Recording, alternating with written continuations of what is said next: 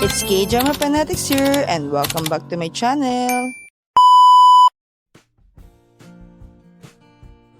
Hisu's actions make the king understand about the real reason behind their meeting. Hisu asks whether the king was aware of the assassination plan and he tells her that he knew, that's why she returned to the palace after 3 years. Just then, Dalha launches with a knife but Hisu saves the king and gets stabbed.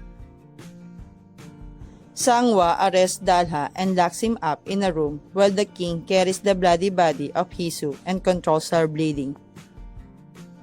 Sanghwa finds out that the monk who he thought is a woman and tells the king that she has done treason, but the king commands Sanghwa to bring the royal physician along with a woman.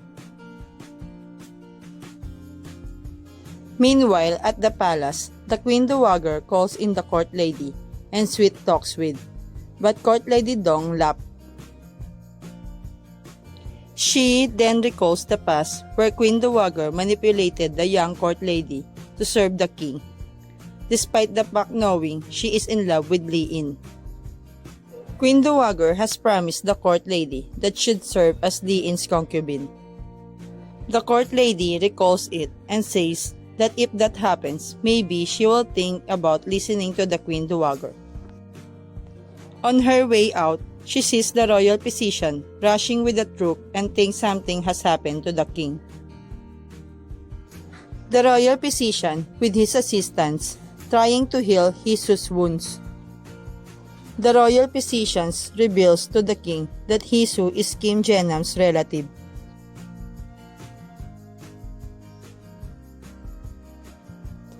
They summon Inspector General Jenam and learn from him that initially they had the plan of killing the king, but as soon as they saw that things were not the way they assumed, they dropped it.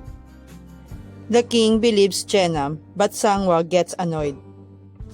However, when Jenam reveals that Hisu is Sanghun's daughter, they both get shocked because he is Li In's master, who was sent as a traitor on behalf of the late king. Back at the palace, all the officials plan to find a new queen and wish the exile of the crown prince. Meanwhile, the court lady rewards the female physician and learns the truth about Mongwu. Hisu recovers and the king meets her. Over there, she tells the king about what she heard to the conversation of him with the principal directors about the crown prince. They both clear out the misunderstanding and he also reveals that her father is alive.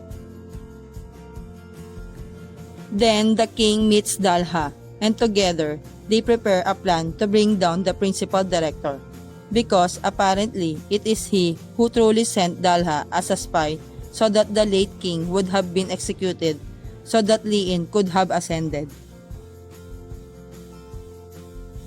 Thank you for watching. Don't forget to subscribe, like, and share.